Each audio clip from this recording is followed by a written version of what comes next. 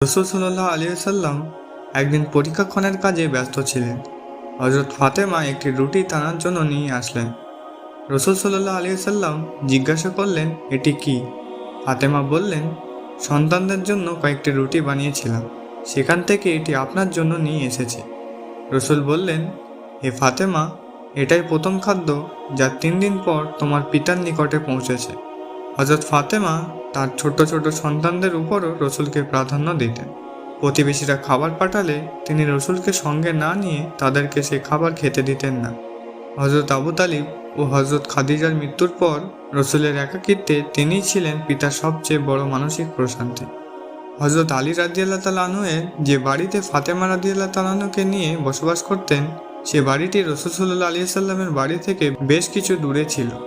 তথাপিও রসুল সাল্লাল্লাহু আলাইহি সাল্লাম প্রতিদিনই তাকে দেখতে যেতেন। একদিন রসুল সাল্লাল্লাহু আলাইহি সাল্লাম তাকে বললেন, মা, প্রায় তোমাকে দেখতে আসতে হয়, তোমাকে আমি কাছে নিয়ে যেতে চাই। ফাতেমা রাদিয়াল্লাহু তাআলা আনহু বললেন, আব্বাজান, হারিসা বিন নোমানের অনেক বাড়ি আছে, তাকে বলুন একটি বাড়ি খালি করে দিতে।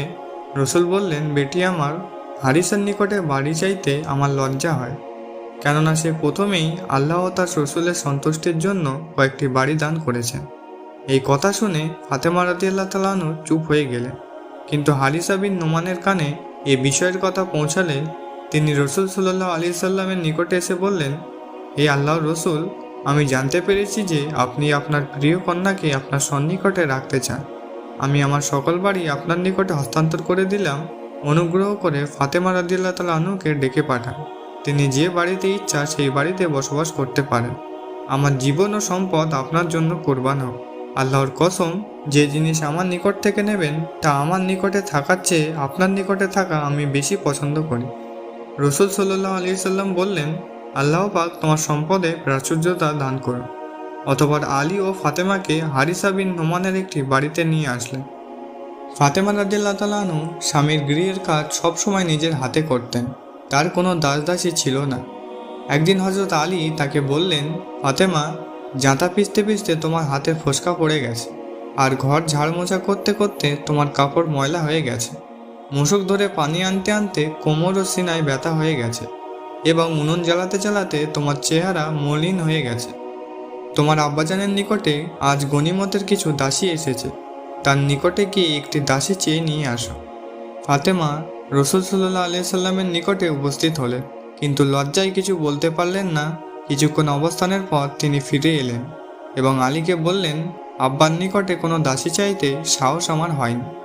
এরপর স্বামী ও স্ত্রী উভয় রসুলের নিকটে হাজির হয়ে একটি দাসী প্রাপ্তির আবেদন জানালেন। রসুল সাল্লাল্লাহু আলাইহি সাল্লাম উত্তরে বললেন, আমি কোনো দাসীকেই তোমাদের খেদমতে দিতে পারছি না, কেননা আসহাবে সুফার খাওয়া ও শিক্ষা দীক্ষার সুষ্ঠু ব্যবস্থা আমাকে করতে হবে। আমি তাদেরকে কিভাবে ভুলে যেতে পারি যারা নিজেদের বাড়িঘর আত্মীয় স্বজন ছেড়ে আল্লাহ তার রসুলের সন্তুষ্টির জন্য দারিদ্র্যের জীবন গ্রহণ করেছে।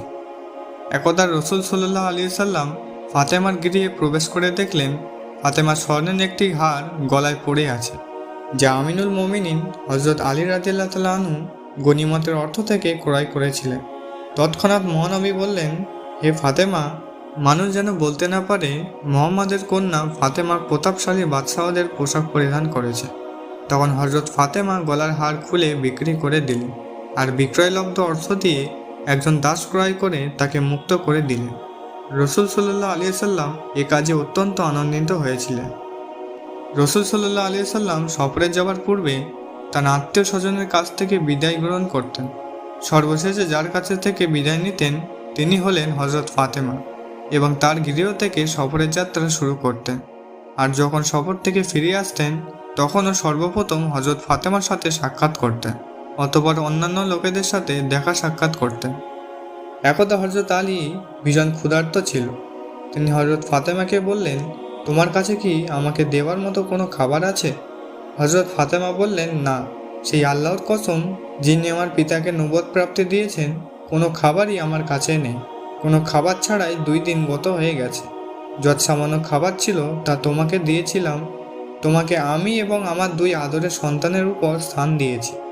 উত্তর শুনে হযরত আলী বললেন, কেন তুমি আমাকে আগে বলনি? তাহলে আমি তোমাদের জন্য খাবারের ব্যবস্থা করতাম। হযরত ফাতেমা বললেন, হে আবুল হাসান, যে জিনিস তোমার কাছে নেই তা তোমার উপরে চাপিয়ে দিতে আল্লাহর কাছে লজ্জা পায়।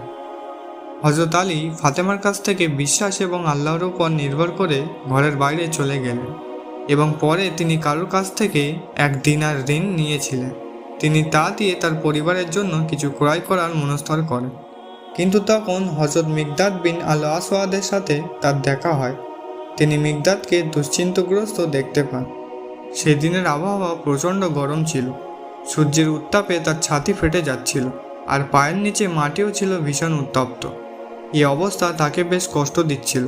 তিনি মিকদাদকে জিজ্ঞাসা করলেন, হে মিকদাদ, তোমার এমন কি ঘটেছে যার কারণে এ সময় তুমি বাড়ি ও পরিবার ছেড়ে বাইরে আসতে বাধ্য হয়েছ? হযরত মিকদাদ বললেন, হে আবুল হাসান, আমাকে আমার নিজের অবস্থা ছেড়ে দিন, আমার অবস্থার কথা জিজ্ঞাসা করবেন না। হযরত আলী রাদিয়াল্লাহু তাআলা আনহু বললেন, ভাই, তুমি না বলে আমার কাছে থেকে চলে যেতে পারবে না। মিকদাদ বললেন, ভাই, আল্লাহর ওয়াস্তে আমাকে ছেড়ে দিন, আমার অবস্থা সম্পর্কে জানতে চাইবেন না। হযরত আলী বললেন, ভাই, এটা অসম্ভব, তুমি কোনো ক্রমে আমার কাছ থেকে লুকাতে পারবে না। তখন হযরত মিকদাদ বললেন, হে আবুল হাসান, যেহেতু আপনি জোর করে ধরেছেন তাই বলছি, আমি সেই আল্লাহর কসম খেয়ে বলছি যিনি হযরত মুহাম্মদকে নবুয়ত এবং আপনাকে ইমামত দানের সম্মতি করেছেন, আমি আমার পরিবারের জন্য রোজগারের উদ্দেশ্যে কাজের সন্ধানে বেরিয়েছি। কেননা আমি যখন আমার পরিবারের থেকে বিদায় নিয়ে ঘরের বাইরে চলে আসছিলাম তখন তারা ক্ষুধার জ্বালায় ছটফট করছিল। আর আমার পরিবারের কান্না শুনে সহ্য না করতে পেরে চিন্তিত মন নিয়ে ঘরের বাইরে চলে এসেছি। আমার এই হলো অবস্থা। হযরত আলীর চোখে এমনভাবে অশ্রু ভরে গেল যে তার দাড়ি মোবারক পর্যন্ত অশ্রু গড়িয়ে পড়তে লাগলো। তিনি মিকদাদকে বললেন, তুমি যার কসম দিয়েছ আমিও তার কসম দিয়ে বলছি, আমিও ঠিক এই কারণেই বাড়ি থেকে বেরিয়ে এসেছি। আমি একটি দিনার ঋণ করেছিলাম, এক্ষুনি আমি তোমাকে আমার উপর অগ্রাধিকার দিচ্ছি। এ বলে তিনি দিনারটি তাকে দিয়ে মসজিদে নববীতে প্রবেশ করলেন। সেখানে তিনি জোহর, আসর এবং মাগরিবের নামাজ আদায় করলেন। মহানবী সাল্লাল্লাহু আলাইহি সাল্লাম মাগরিবের নামাজ সমাপ্ত করে আলীর কাছ দিয়ে যাওয়ার সময় তাকে ইশারা করলেন। আলী প্রথম কাতারে দাঁড়িয়েছিলেন। আলী উঠে দাঁড়ালেন এবং রাসূল সাল্লাল্লাহু আলাইহি সাল্লামের পিছু পিছু হাঁটতে শুরু করলেন। অবশেষে মসজিদের দরজার নিকটে মহানবীর সাথে মিলিত হয়ে তাকে সালাম করলেন এবং রাসূল সাল্লাল্লাহু আলাইহি সাল্লাম সালামের উত্তর দিলেন। মহানবী বললেন, হে আবুল হাসান, আমি কি রাতের খাবারের জন্য তোমার সাথে আসতে পারি? হযরত আলী মাথা নিচু করে চুপি সারে দাঁড়িয়ে রইলেন। তিনি লজ্জায় হতবাক। মহানবী সাল্লাল্লাহু আলাইহি সাল্লামের সামনে কি উত্তর দেবে বুঝতে পারছেন না।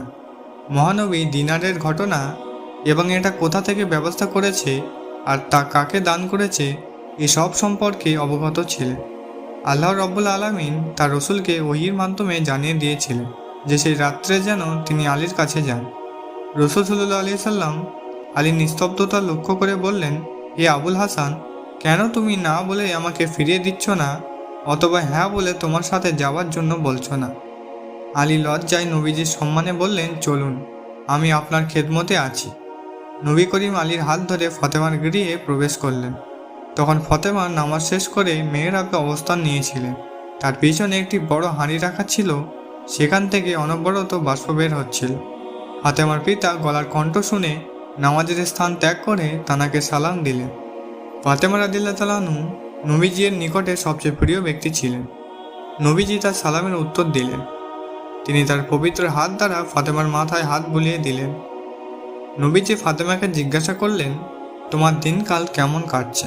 আল্লাহ তাআলা তোমার উপর কৃপা করুন, আমাদের রাতের খাবার দাও, আল্লাহ তোমাকে ক্ষমা করুন, নিশ্চয়ই তিনি তোমাকে ক্ষমা করেছেন। ফাতেমা খাবারের পাতিলা নবী এবং আলীর সামনে রাখলেন। আলী খাবারের প্রতি দৃষ্টি দিলেন এবং তার সুঘ্রাণ পেয়ে অবাক কণ্ঠে ফাতেমাকে জিজ্ঞাসা করলেন, হে ফাতেমা, এ খাবার তোমার কাছে কোথা থেকে পৌঁছেছে যা কোনোদিন দেখিনি? এরকম সুস্বাদু খাবার তো আগে কোনোদিন খাইনি।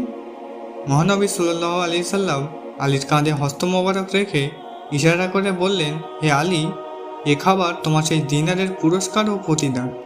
অতবার আনন্দে আল্লাহর শুকর আদায় করে প্রিয় নবী হযরত মুহাম্মদ সাল্লাল্লাহু আলাইহি সাল্লামের চক্ষু যুগল থেকে অশ্রু গড়িয়ে পড়ল। তিনি বললেন, হে আলী, আল্লাহ তোমাকে হযরত জাকারিয়া এবং ফাতেমাকে হযরত মারিয়ামের অবস্থান ন্যায় করেছেন।